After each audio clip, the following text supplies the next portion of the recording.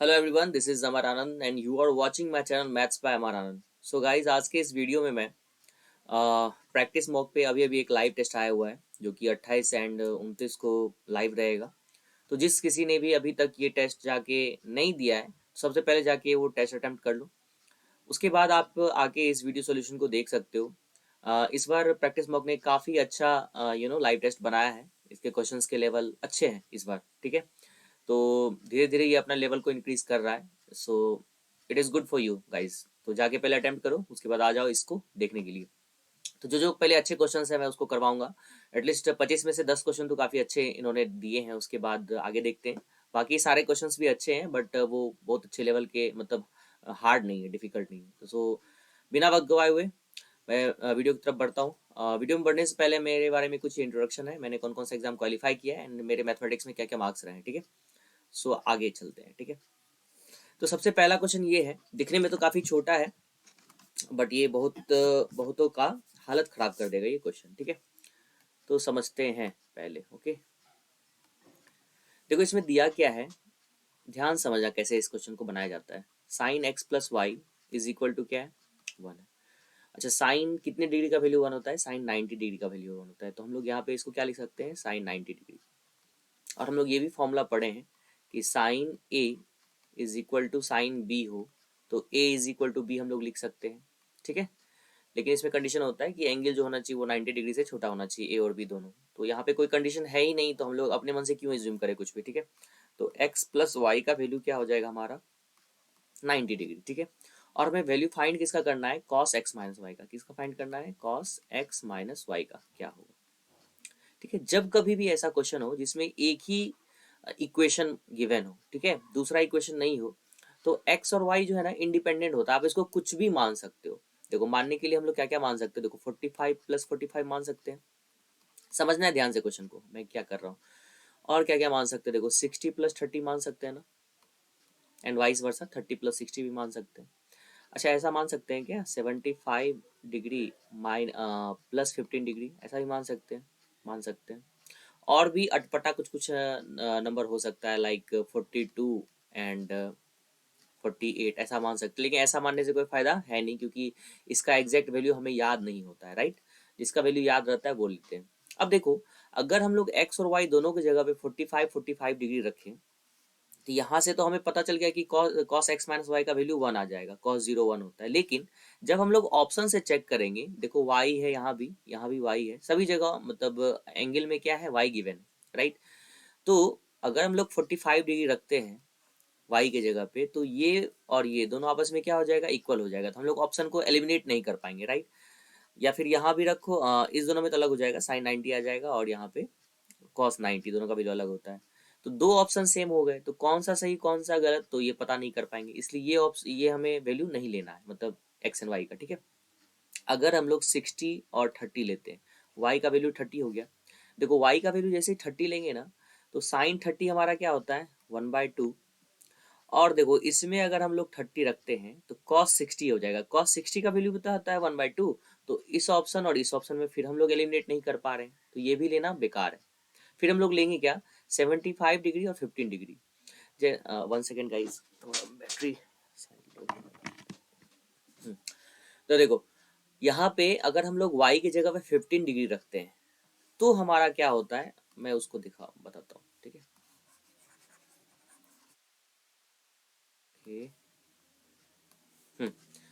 Sign 15 degree,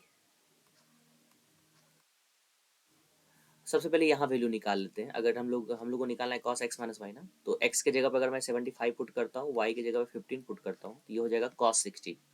and cos 60 degree का value क्या होता है हमारा, 1/2 होता है। क्या होता है, 1/2। अच्छा, क्या साइन 15 डिग्री का वैल्यू 1/2 होता है क्या, बिल्कुल नहीं।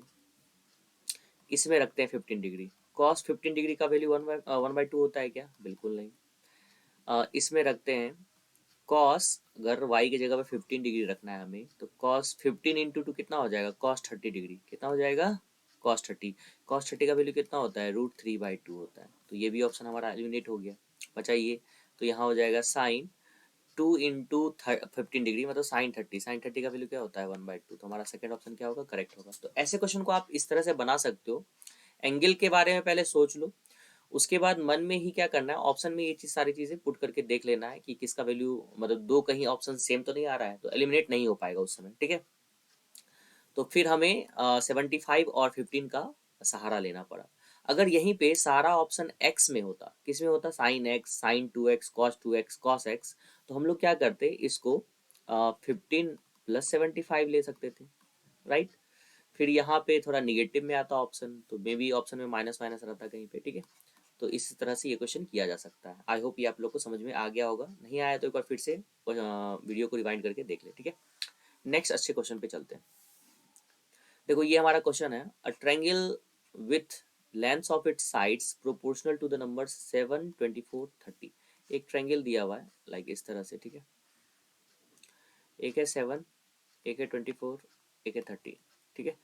अब पता करना है ये ट्रायंगल एक्यूट एंगल्ड है, ऑब्ट्यूस एंगल्ड है, राइट एंगल्ड है, नन ऑफ दीज है, ठीक है।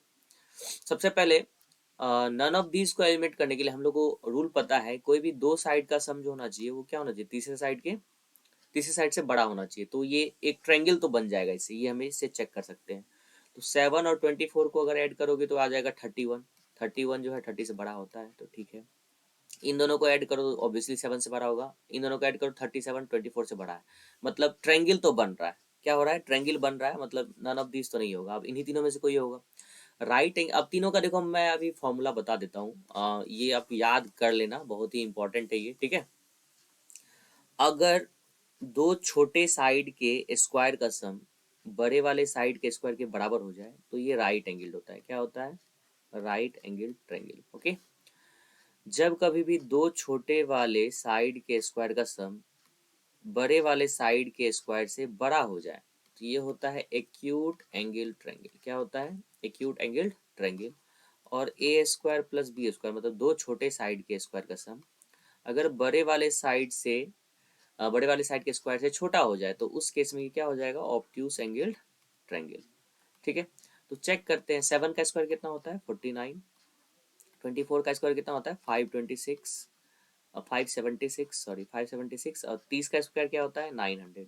ऑब्वियसली 576 और 49 जो है इन दोनों का सम 900 से क्या है, छोटा है, मतलब ये थर्ड वाला केस है। कौन सा केस है, थर्ड वाला। तो ये ऑब्ट्यूस एंगल ट्रायंगल हो जाएगा, ठीक है। तो आप लोग इसको याद कर लेना। अब मान लो आप एग्जाम में भूल गए ये यहाँ पे ग्रेटर देन में क्या होता है और लेस देन में क्या होता है, तो कैसे करोगे। जस्ट इमेजिन कि आप एग्जाम में भूल गए कि ऑब्ट्यूस एंगल का ये कंडीशन होता है लेस देन, और एक्यूट एंगल का ये कंडीशन होता है, तो कैसे करोगे। मेरे पास एक आइडिया है, देखो अभी मैं बताता हूँ। क्या करना, आप एक इक्विलेटरल ट्रायंगल ले लेना। क्या करोगे, इक्विलेटरल, इक्विलेटरल का सब साइड इक्वल होता है ना, कुछ भी मान लो 1 1 1 मान लो, कोई दिक्कत नहीं है, कोई दिक्कत। अच्छा ये बताओ, इक्विलेटरल ट्रायंगल जो होता है वो एक्यूट एंगल होता है कि ऑब्ट्यूस होता है, तो सबको पता है ऑल एंगल कितना होता है 60 डिग्री है। अगर सारा एंगल 60 डिग्री है तो ये क्या होगा, एक्यूट एंगल ट्रायंगल। क्या हुआ ये, एक्यूट एंगल ट्रायंगल। तो इसमें कोई भी दो साइड का सम कर लेते हैं, 1 का स्क्वायर प्लस 1 का स्क्वायर, ये क्या आ गया 2, और तीसरा साइड 1 है, इसका स्क्वायर करते हैं तो ये 1 आ गया। ऑब्वियसली ये दोनों जो है ग्रेटर देन क्या है 1 के स्क्वायर के बराबर है, तो ये कौन सा कंडीशन आ रहा है, देखो ये सेकंड वाला ऑप्शन आ रहा है। मतलब दो छोटे साइड के स्क्वायर का सम जो है वो तीसरे साइड के स्क्वायर के सम से बड़ा है, तो ऐसा जब कंडीशन होगा तो ये क्या आ गया, एक्यूट एंगल ट्रायंगल। तो यहाँ से मैं आइडिया लगा लेता हूँ कि ये वाला कंडीशन जो है ये एक्यूट एंगल का है, और लेस देन वाला जी ये आ जाएगा तो क्या होगा, ऑब्ट्यूस एंगल होगा। आई होप ये आप लोग को क्लियर होगा, ठीक है। इसे आप नोट कर लो जरूर कि आपको एग्जाम में अगर ऐसा क्वेश्चन आ जाए तो आप कैसे करोगे, ठीक है। नेक्स्ट अच्छे क्वेश्चन पे चलते हैं। देखो ये है, tap A can fill an empty tank in 12 hours. A जो है एक टैंक को 12 घंटे में भर सकता है। B, tap B can fill 50% of the tank in 8 hours. आधा टैंक को अगर 8 घंटे में भरा जा सकता है तो फुल टैंक को मतलब पूरे टैंक को कितने देर में भरा जा सकता है 16 आवर्स, मतलब 20-16 घंटे में भर सकते हैं। तो जब 12-16 का एलसीएम 48 सबको पता है, 12 जो कि 48, 16 तिया 48, तो ये हमारा क्या निकला, इफिशियंसी। क्या निकला ये, इफिशियंसी। करा if both taps are open together when the tank was 30% full. पहले से मान लो किसी भी तरह से एक टैंक को जो है 30% भर दिया गया। कितना भर दिया गया, 30% पहले से क्या किया गया, भर दिया गया। रिमेनिंग टैंक है ये वाला, ठीक है, इसे भरना है अभी, ठीक है। तो बोल रहा है जब टैंक 30% फुल था उस समय दोनों टैप को क्या कर दिया गया, ओपन कर दिया गया। दोनों टैप को क्या किया गया, ओपन कर दिया गया। ठीक है, तो पूछ रहा है find the time taken by them to fill the remaining part of the tank. तो रिमेनिंग पार्ट कैसे निकालें, देखो 48 जो है पूरे टैंक का कैपेसिटी है। अगर 30% फिल्ड है तो अनफिल्ड कितना है 70%, नॉट फिल्ड कितना है 70%। तो 48 का जो 70% होगा, 70% को 7/10 लिख सकते हैं ना। तो ये जो निकला हमारा ये अनफिल्ड पार्ट है। अब इस अनफिल्ड पार्ट को ये दोनों मिल के फिल कर रहा है, राइट। इन दोनों का कंबाइंड एफिशिएंसी कितना होगा, 4 3 7, 7 से 7 काट दो, ये कितना हो गया 4.8 आवर्स। आई होप समझ में आपको आ गया होगा। ठीक है, नेक्स्ट क्वेश्चन पे चलते हैं। हाँ, this question cos 75 degree plus cos 15 degree, यहाँ cos c plus cos d साफ साफ दिख रहा है, ये फॉर्मूला लगेगा। तो ये चारों आप लोग को याद रखना है, इसका जो चारों फॉर्मूला होता है sine C plus D, sine C minus D, cos C plus D, cos C minus D, बहुत ही ज्यादा इंपॉर्टेंट फॉर्मूला है, कहीं भी यूज होता है, कभी भी यूज हो जाता है। ठीक है, और ऐसे क्वेश्चन अक्सर आते हैं। तो इसका सिंपल फॉर्मूला होता है cos c plus D by two. तो 75 प्लस 15 कितना होता है 90, 90/2 कितना होगा 45 डिग्री। सॉरी, 2 भी होता है, 2 cos c plus D by two into cos c minus D by two. तो 75 माइनस 15 करेंगे तो हमारा क्या आ जाएगा 60, 60/2 कितना होता है cos 30 डिग्री, राइट। तो ये हमारा है √x/y, कोई दिक्कत नहीं। 2 ये कितना होता है भाई 1/√2, यही लिख देता हूँ मैं √2 इंटू cos 30 कितना होता है √3/2, 2 से 2 कट गया, और इधर है √x/y, दोनों तरफ स्क्वायरिंग कर देते हैं। आफ्टर स्क्वायरिंग इधर क्या आ जाएगा 3/2, इधर क्या आ जाएगा x/2। अगेन स्क्वायरिंग करेंगे, अगेन स्क्वायरिंग क्यों करेंगे, देखो यहाँ पे जो फाइंड करना है उसमें भी एक्स स्क्वायर है वाई स्क्वायर है, राइट। नीचे भी एक्स स्क्वायर है, यहाँ भी वाई स्क्वायर है। दोनों तरफ स्क्वायरिंग करने पे ये हो जाएगा हमारा, देखो यहीं पे लिख देता हूँ मैं, एक्स स्क्वायर वाई स्क्वायर इधर लिख देता हूँ। ठीक है, ये हमारा क्या आ गया 9/4। अब यहाँ कंपोनेंटो डिविडेंडो करेंगे, मैंने बताया था यदि a/b बराबर e/f है मान लो। ठीक है, तो अगर इधर हम लेफ्ट साइड में a-b/a+b करेंगे तो e minus F by E plus F होगा। मैंने किसी वीडियो में ये कंपोनेंट और डिविडेंडो का बताया था पूरा रूल, मैं इसे अलग से भी एक क्वेश्चंस में कुछ क्वेश्चन में लेके बता दूंगा। ठीक है, कि कैसा होता है, सिर्फ यही फॉर्मूला नहीं होता है, कई सारे फॉर्मूला हम लोग बना सकते हैं, जो भी लेफ्ट साइड करेंगे वही राइट साइड करेंगे। तो वही यहाँ पे करना है, ऊपर देखो यहाँ क्या लाना है माइनस है, नीचे प्लस है, तो एक बार दोनों को ऊपर घटा दो, इधर X square minus Y square, X square plus Y square. देखो अगर ऊपर में हम लोग घटाए हैं तो इधर भी घटाना पड़ेगा, 9 में से 4 गया 5, और नीचे दोनों को ऐड करना है, 9 4 13, 5/13। देखो कहाँ आंसर है, यहाँ है आंसर। तो ये कंपोनेंटो डिविडेंडो जो है आप याद कर दो इसे। ठीक है, 2 मैंने बता दिया, 3 भी बता दिया, तो 1 2 3 तो हो गया, 4 भी ठीक ठाक लगा मुझे क्वेश्चन, तो बहुत ज़्यादा हार्ड तो नहीं है बट ठीक है। अब देखो ये देख के बहुत कोई घबरा जाते हैं, तो पहले से सिंप्लीफाई करते हैं ना। देखो x⁴ ऐसे रहने देते हैं, +1 है, +5x भी ऐसे रहेगा, -7x² भी ऐसे रहेगा, माइनस इस x को मल्टीप्लाई करो इसमें, ये हो गया -5x, और माइनस माइनस प्लस, देखो 7x इंटू एक्स, तो 7x² और डिवाइडेड बाय क्या है x²। देखो कुछ कुछ कट रहा है ना, ये इससे कट गया, ये इससे कट गया, बच क्या गया x⁴ + 1/x²। अगर दोनों को इसे डिवाइड देते x² से तो ये आ जाएगा x², अब प्लस ये हो जाएगा 1/x²। मतलब अभी हमें ये निकालना है, तो इसका फॉर्मूला हम लोग पढ़े हैं ना, तो x + 1/x² -2 ये होता है। चलो अब अगर x का वैल्यू 5 + 2√6 है तो 1/x का वैल्यू क्या हो जाएगा 5 - 2√6। रेशनलाइजेशन पढ़े होगे आप लोग, तो ये आप लोग को डायरेक्टली याद रखना है। ऐसा कर देखो 5 का स्क्वायर क्या होता है 25, और अगर इसका स्क्वायर करोगे तो 24 आ जाएगा। जैसे ही इन दोनों का स्क्वायर का डिफरेंस जो है 1 आवे, क्या आवे 1 आवे, तो हम लोग डायरेक्टली 1/x का वैल्यू जो है 5 - 2√6 लिख सकते हैं। पूरा हम लोग को रेशनलाइजेशन प्रोसेस करने का जरूरत नहीं है। अब अगर x + 1/x, अगर इन दोनों को मैं ऐड करता हूँ, यहीं पे बहुत बार लिखने की जरूरत नहीं है, यहाँ पे इन दोनों को मैं ऐड करूंगा, देखो ये दोनों क्या हो जाएगा कैंसिल हो जाएगा, 5 5 कितना बच गया 10, तो ये हो गया 10 का स्क्वायर -2 मतलब 98। ओके, तो ये हमारा क्लियर हो गया। 9 नंबर क्वेश्चन पे आते हैं। ठीक है देखो efficiency of A and B are in the ratio 4:3। A और बी का जो है इफिशियंसी का रेशियो हमें गिवन है 4:3। Clear, they work together on A project for 6 days। दोनों जो है ए भी 6 दिन के लिए काम कर रहा है, यहाँ पे बी भी 6 दिन के लिए काम किया, दोनों साथ में काम किया। After which B leaves, B छोड़ के चला गया भाई। ठीक है, ए जो है कंटिन्यू किया, A finishes the remaining work in 7 days। अकेला सी जो है और 7 दिन काम किया और काम को खत्म किया। If they received a sum of 7,000 rupees, दोनों को उस काम के लिए 7,000 रुपया मिला, then find the total share of A. अब समझते हैं, ठीक है। देखो सिंपली है, यहाँ पे जो जितना वर्क करेगा उसको उतना ही वेज मिलेगा, ठीक है। Work is directly proportional to wages, ठीक है। जो जितना काम करेगा उसको उतना पैसा मिलेगा। अच्छा, वर्क हम लोग कैसे निकालते हैं? Efficiency into time. Efficiency into time is equal to work, right. अब देखो ए ने टोटल कितना दिन काम किया? शुरू में 6 दिन काम किया, उसके बाद 7 दिन और काम किया, तो टोटल ये काम किया 13 दिन। कितना दिन काम किया? 13 दिन। और बी ने कितने दिन काम किया? सिर्फ 6 दिन काम किया।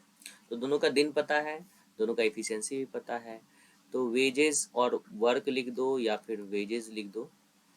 उसका रेशियो हम लोग कैसे निकालेंगे? 13 गुना 4, 13 चौके 52 इस टू 6 3 18। 52:18 क्या आ गया? दोनों के वेजेस का रेशियो बोलो या वर्क का रेशियो बोलो। अब इसी रेशियो में सबको रुपया भी बटेगा। 7,000 रुपया मिला है, इन दोनों को ऐड करो तो कितना आता है? 70 आ जाएगा। 70 का वैल्यू है 7,000, एक का वैल्यू कितना आ गया? 100। तो 52 का वैल्यू कितना हो जाएगा? क्योंकि ए का वेजेस पूछा है ना, तो 5200 रुपया कितना हो जाएगा? 5200 रुपया। आई होप ये क्लियर होगा। कॉन्सेप्ट आप लोग लिख लेना क्या कैसे करना है। नेक्स्ट पे चलते हैं। देखो सेक थीटा माइनस सेक ए लिखा हुआ है, थीटा ही पढ़ूंगा। Sec theta minus tan theta equal to X by Y है। तो हम लोग जानते हैं अगर sec theta minus tan theta अगर एक्स बाय वाई है, तो sec theta plus tan theta जो होता है इसका रेसिप्रोकल होता है, वाई बाय एक्स हो जाएगा, ठीक है। अब हमें क्या निकालना है? साइन ए का वैल्यू। साइन ए का वैल्यू निकालने के लिए या तो इसका सेक ए का वैल्यू निकाल लो, या तो टेन का वैल्यू, या तो दोनों को जोड़ दो या तो दोनों को घटा दो, अपनी मर्जी है, ठीक है। अगर मैं दोनों को जोड़ता हूँ, जोड़ ही देता हूँ, ठीक है। अगर मैं दोनों को जोड़ता हूँ, 10 से 10 कट जाएगा, यहाँ क्या आ गया? देखो 2 सेक थीटा बराबर, इन दोनों को जोड़ूंगा तो नीचे आ जाएगा एक्स वाई, ऊपर आ जाएगा X square plus Y square. अब इस 2 को मैं इधर भेज देता हूँ, 2 हो गया। अब यहाँ से अगर मैं देखूँ तो सेक थीटा होता क्या है? Hypotenuse upon base. कोई दिक्कत? नहीं दिक्कत। हमें निकालना है साइन थीटा का वैल्यू। साइन थीटा क्या होता है भाई? Perpendicular upon hypotenuse. मतलब जो भी साइन थीटा का वैल्यू होगा तो उसमें डिनोमिनेटर तो हमें पता चल गया, एक्स स्क्वायर प्लस क्या आएगा? Y square. तो देखो ये ऑप्शन हमारा छट गया, ये भी छट गया, या तो ये होगा या तो ये होगा। अब देखो ये सेकंड ऑप्शन भी छट गया। क्यों छट गया? अगर मैं यहाँ से कॉस का वैल्यू निकालो, कॉस और सेक एक दूसरे का रेसिप्रोकल होता है, तो कॉस थीटा होता है टू, कॉस थीटा हुआ 2xy X square plus Y square. तो ये कॉस थीटा का वैल्यू है 2xy X square plus Y square. ये भी छट गया। हमें क्यों निकालना किसका है? साइन थीटा का ना। ये तो कॉस थीटा का वैल्यू है, इसलिए ये भी हमारा क्या हो गया? कैंसिल हो गया। तो बच गया सी ऑप्शन। तो सी ऑप्शन आ गया। चलो ये तो एलिमिनेशन से कर दिया मैंने।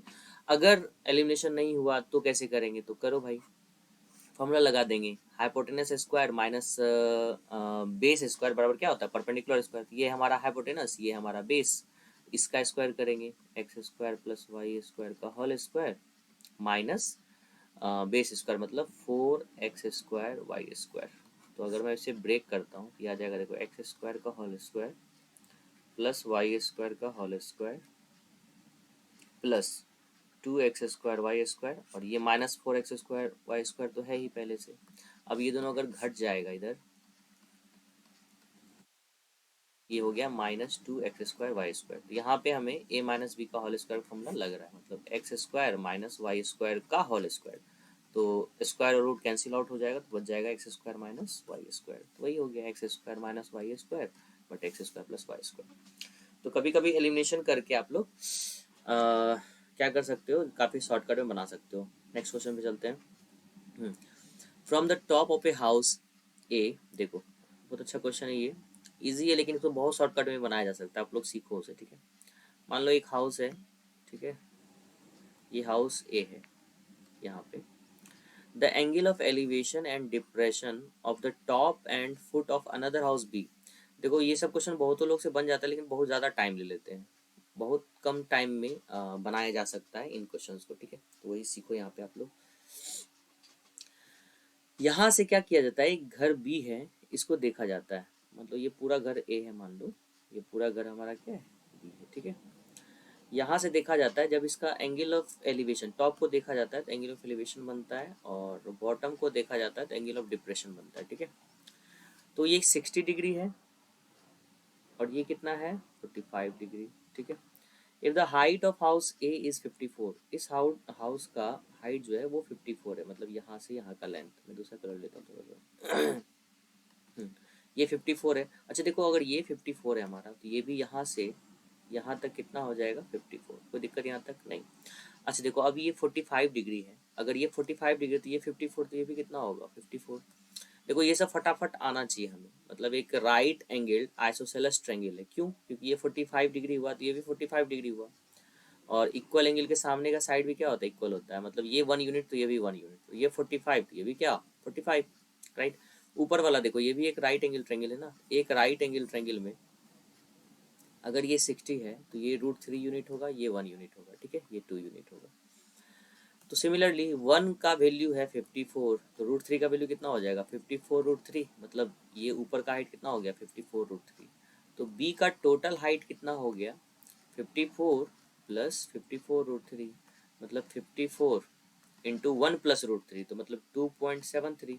अब इसको मल्टीप्लाई कर लो भाई, 273 गुना 54, 4 3 2 बाकी 1, 7 चौका 28 29 9 बाकी 2, 4 2 8 2 10, 5 से 15 5 बाकी 1, 7 5 6 बाकी 3, 5 10 3 13, 2 4 7 4 1, और 2 पॉइंट लगा दो, 147 के आसपास आ रहा है। तो 147 के आसपास कौन है, यही हमारा आंसर। ठीक है, आई होप ये आप लोग को समझ में आया। देखो इसमें कुछ शॉर्टकट में बता देता हूँ, आप लोग को याद रखना पड़ेगा। अगर कभी भी एंगल ऑफ एलिवेशन या डिप्रेशन 45 डिग्री दे दे, क्या दे दे 45 डिग्री दे दे, तो आपको क्या करना है, इसे 1 यूनिट मानना है, इसे 1 यूनिट मानना है, इसे √2 यूनिट मानना है।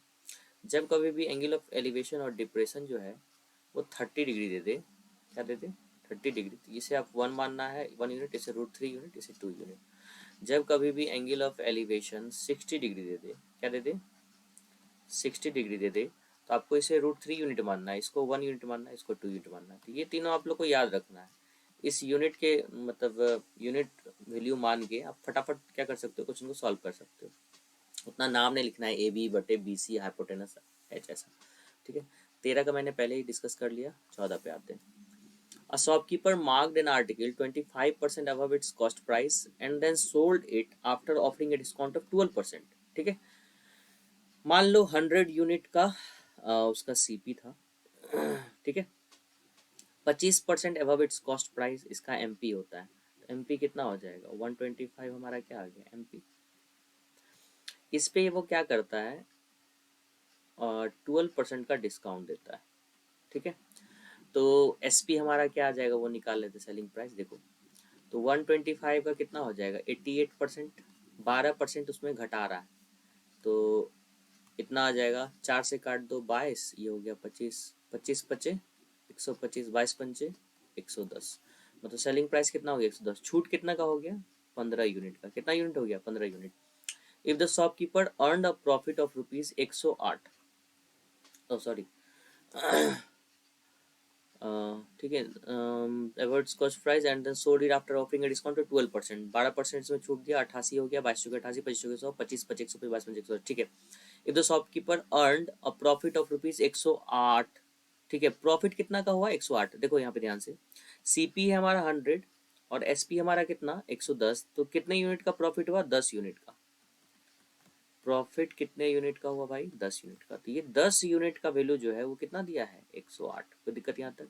एक यूनिट का वैल्यू कितना हो गया 108/10, कोई दिक्कत यहाँ तक नहीं।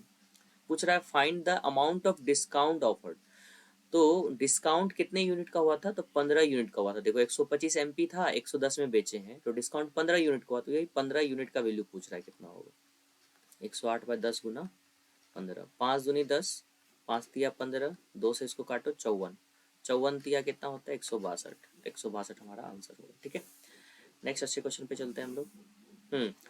When a number is divided, the divisor is 2 times the remainder and the quotient is 17 times the divisor. If the remainder is इतना, देखो सबसे पहले यहाँ पे एक भाग का साइन बनाओ फटाफट। सबसे पहले रिमाइंडर इतना दिया, इसको हम लोग ऐसा लिख सकते हैं क्या 8⁻1/3 का पावर 2, कोई दिक्कत नहीं। और 8 को हम लोग क्या लिख सकते हैं 2 का क्यू, क्या लिख सकते हैं 2 का क्यू, और 2 का क्यू से 1/3 कैंसिल हो जाएगा, तो नीचे बचा 2, सॉरी यहाँ पे खिचपिच हो गया थोड़ा, एक सेकेंड। फिर से इसको मैं करता हूँ। देखो इसको मैं लिख सकता हूँ 8⁻1/3 का पावर 2, कोई दिक्कत नहीं। फिर 8 को हम लोग 2 का क्यों लिखेंगे, उसका पावर 1/3, उसका पावर 2 आया, कोई दिक्कत नहीं। अब ये दोनों मल्टीप्लाई होकर कैंसिल हो गया, 2⁻1 उसका पावर 2, 2 का स्क्वायर कितना होता है 4, मतलब रिमाइंडर हमारा 4 है, ठीक है। अब यहाँ बोल रहा है the divisor is 2 times the remainder, तो डिविजर होता है हमारा यहाँ, डिविडेंड होता है हमारा यहाँ, कोसेंट होता है यहाँ। Divisor is 2 times the remainder, तो 4 दूना 8, ठीक है। And the quotient is 17 times the divisor, quotient जो है इसका 17 टाइम्स है, 17 8 136, ठीक है। हाँ, then find the dividend, dividend कैसे निकालते हैं, dividend is equal to divisor into quotient plus remainder, इन दोनों को मल्टीप्लाई करो भाई, 8 छक्के 48 के 8 बाकी 4, 13 8 104, 104 प्लस 4 108, और उसमें हम लोग 4 जोड़ देंगे, तो 1092 हमारा करेक्ट आंसर होगा, ठीक है।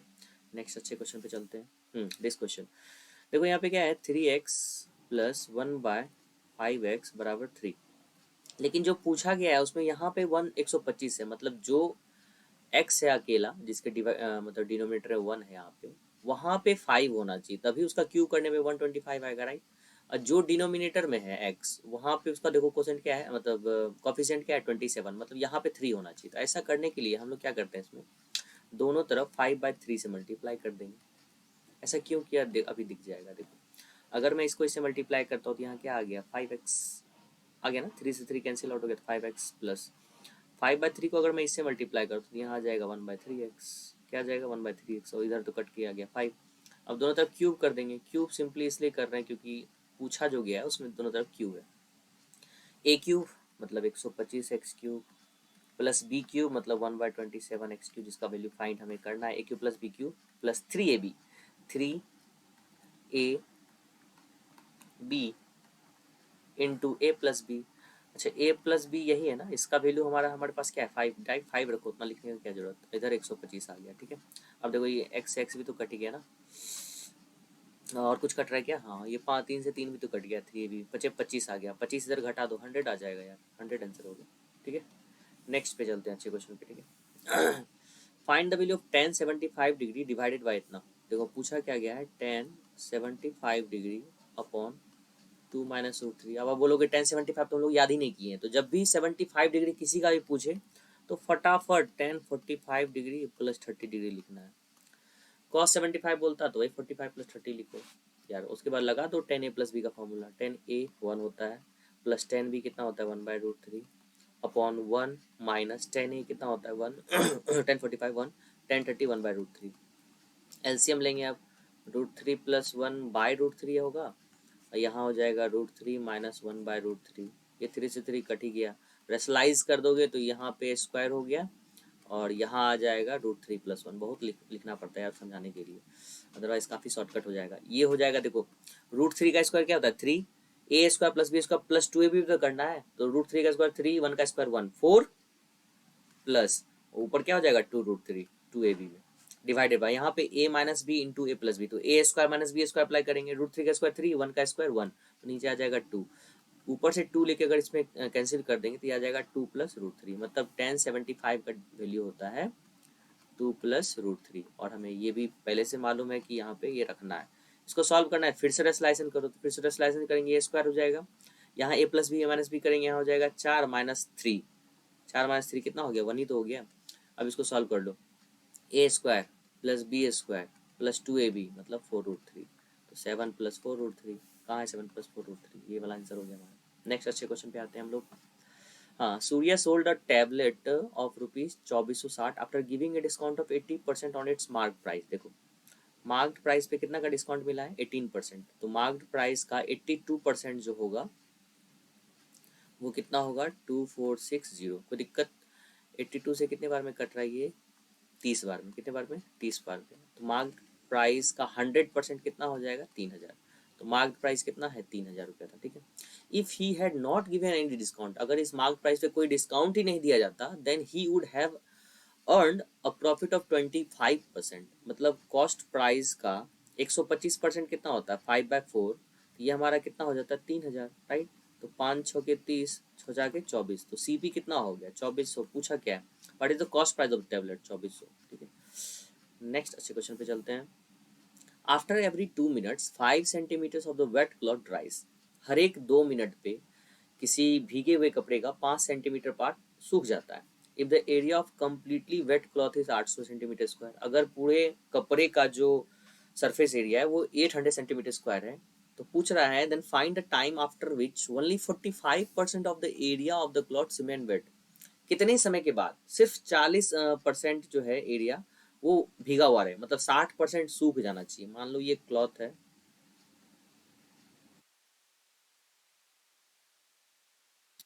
ठीक है।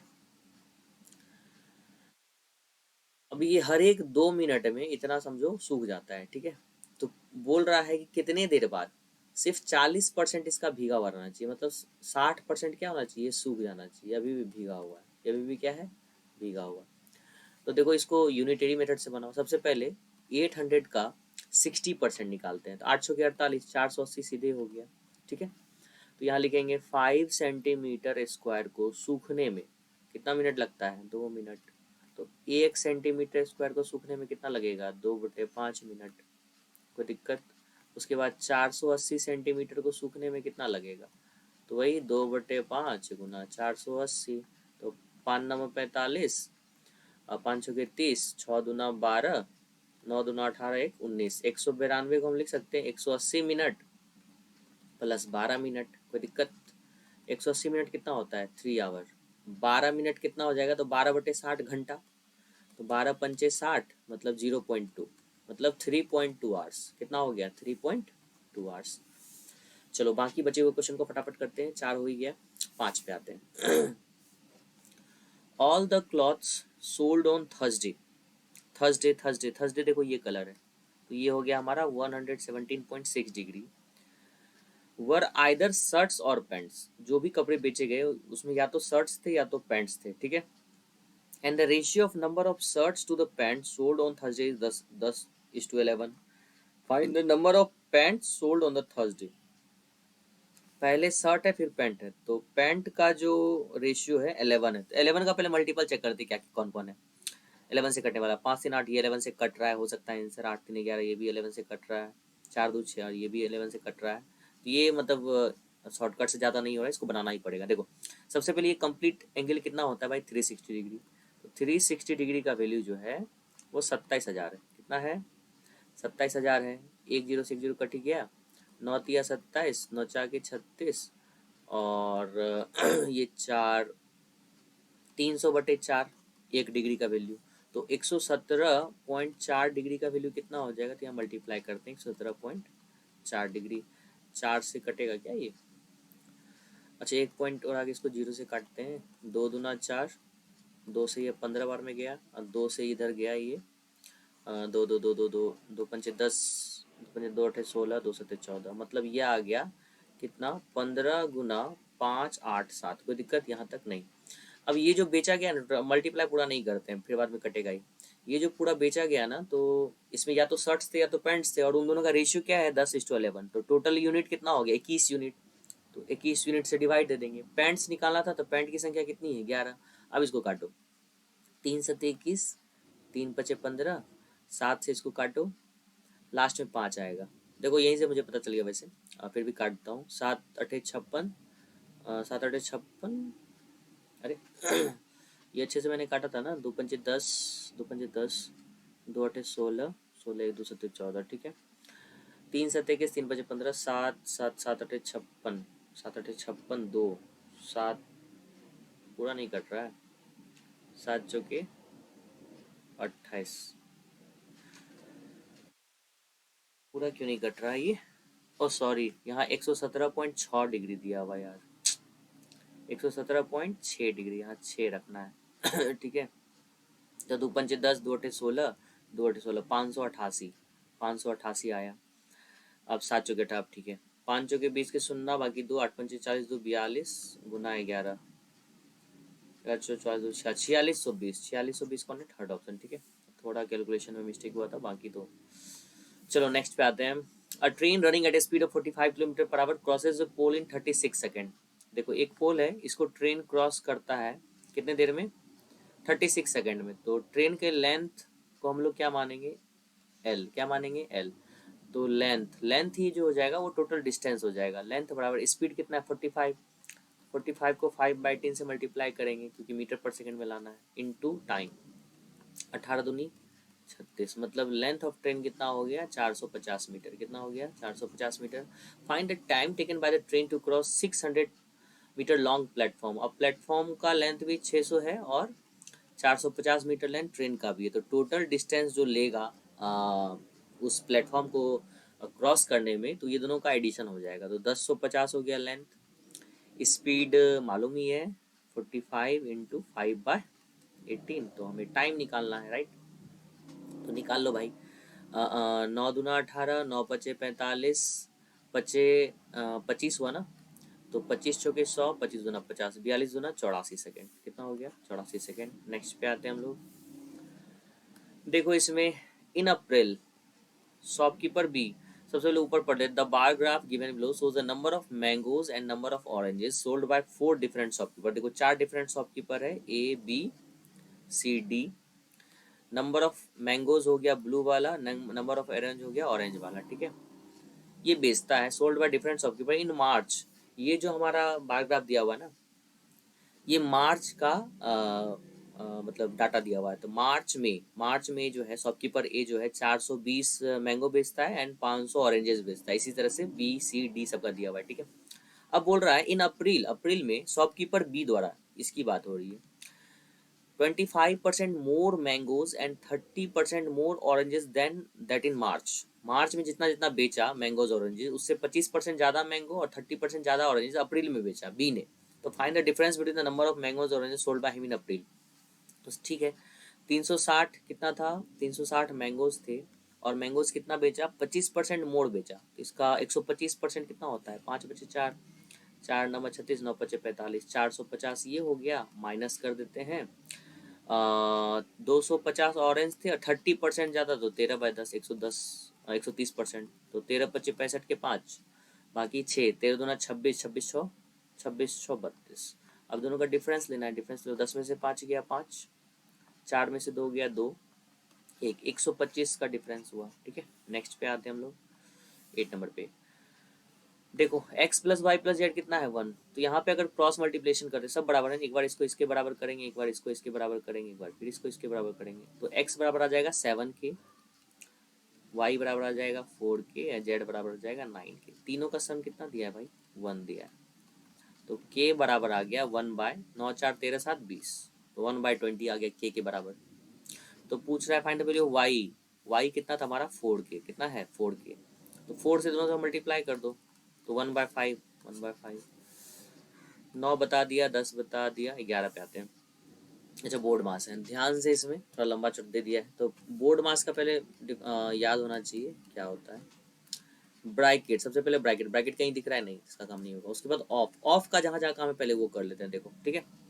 तो 9 डिवाइडेड बाय 36 दिया, 36 दिया 108, कितना हो जाएगा 108 इंटू 12 करो minus 22 × 6 divided by 8 minus 5 divided by 2 plus 18 minus 8 divided by, यहाँ भी ऑफ है, 9 8 72 गुना 9, ठीक है।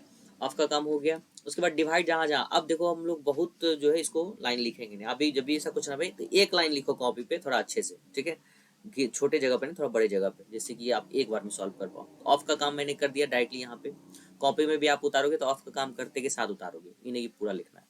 उसके बाद क्या करना है, डिवाइड का काम करना है, तब मल्टीप्लीकेशन। तो डिवाइड देखो क्या है यहाँ, 12 9 108, तो ये हो जाएगा यहाँ से देखो 1/12, डायरेक्टली यहाँ लिखो 1/12 लिख लिया मैंने। फिर देखो यहाँ भी डिवाइड है, तो 6/8 है ना, तो इसको यहीं पे लिख दो 6/8, कोई दिक्कत, इसको यहाँ पे काट दो, सॉरी काट दिया मैंने। उसके बाद देखो यहाँ भी डिवाइड है ना, तो 5/2 लिख दो इसको, ठीक है, इसको यहाँ पे काट दो, काट दिया मैंने।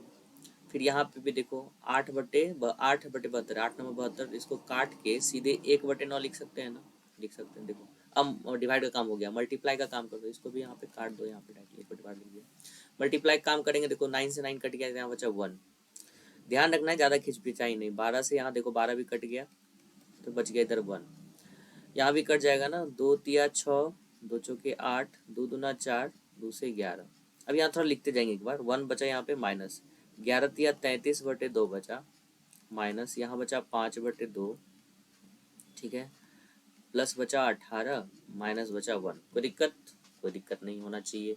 देखो 1 से तो 1 भी कट ही गया, ठीक है, ये दोनों जुड़ जाएगा। 33 5 कितना होता है 38, 38/2 कितना हो जाएगा 19, तो -19 प्लस 18 घट घटा के -1 आ गया, ठीक है। नेक्स्ट पे चलते हैं, 19 हो गया, 13 हो गया, 15 पे आते हैं।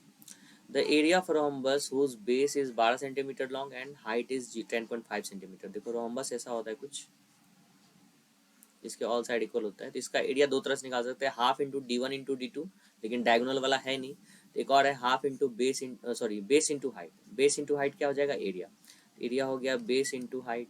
अब इसका जो एरिया है, द एरिया ऑफ रोम्बस उस बेस इतना हाइट इतना is 18 centimetre square less than the area of rhombus square. तो स्क्वायर का एरिया निकालना है अगर, तो ये रोम्बस का एरिया है, स्क्वायर का एरिया निकालना, तो इसमें क्या जोड़ना पड़ेगा 18 जोड़ना पड़ेगा, क्योंकि स्क्वायर के एरिया से ये 18 कम है, तो इसमें 18 जोड़ देंगे, स्क्वायर का एरिया आ जाएगा। तो 12 पंजे 60 के सुनना, बाकी 6 126, 126 प्लस 18 कितना होता है भाई 144।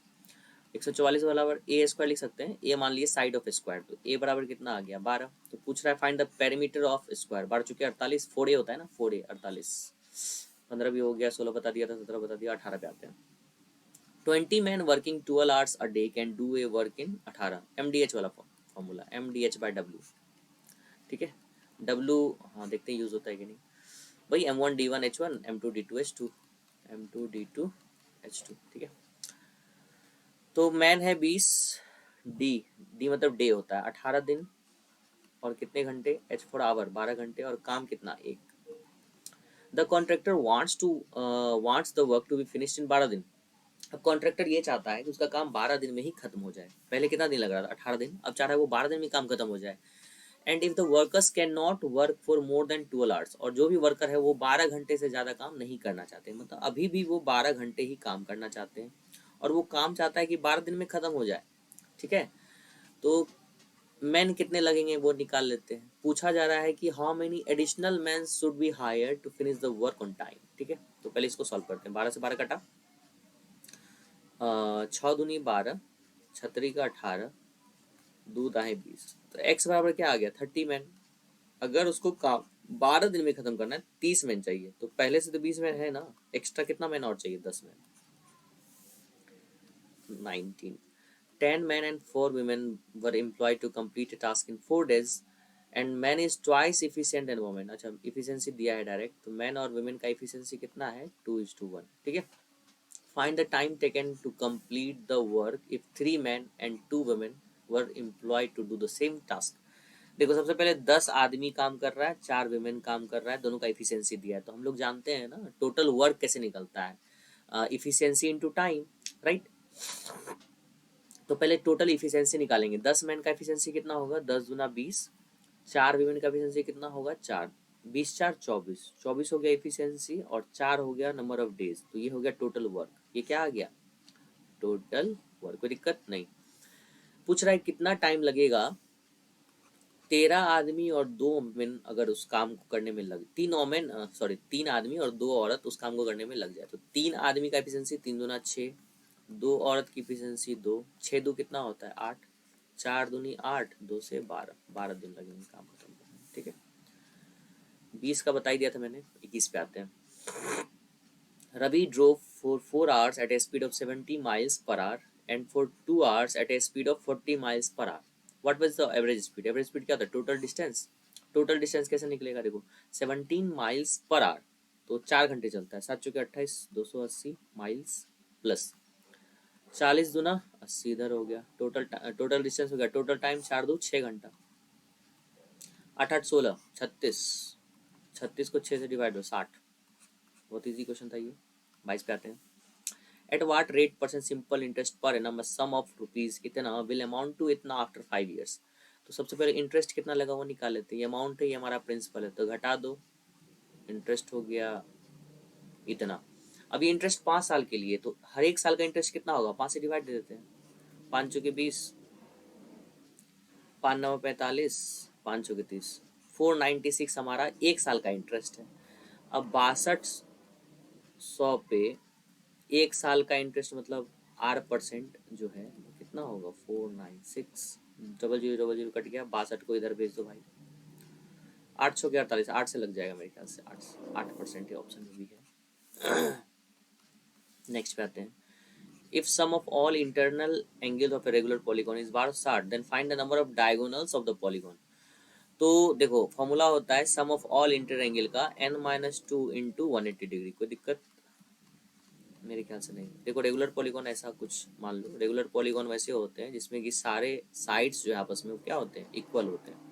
ये मैंने रेगुलर हेक्सागन बना दिया, जितने नंबर ऑफ साइड होंगे सभी इक्वल होगा, तो इसके सारे एंगल्स भी आपस में क्या होते हैं, इक्वल होते हैं। तो इन्हीं सभी का सम का जो फॉर्मूला होता है वो n-2 इंटू 180 होता है। n जहाँ क्या होता है, नंबर ऑफ साइड्स, यहाँ n बराबर 6 है, किसी में 8 होगा, 10 होगा, इस तरह से।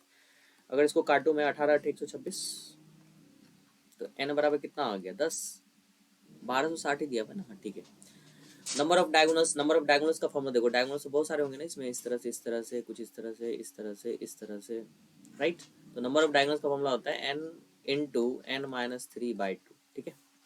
तो 10 इंटू 10-3, 7/2, 2 से कट गया, 5 7 5 35, तो 35 हमारा आंसर आ गया। 24 मैंने पहले बता दिया, 25 मैंने पहले बता दिया। आई होप मैंने सारे क्वेश्चंस बता दिए हैं।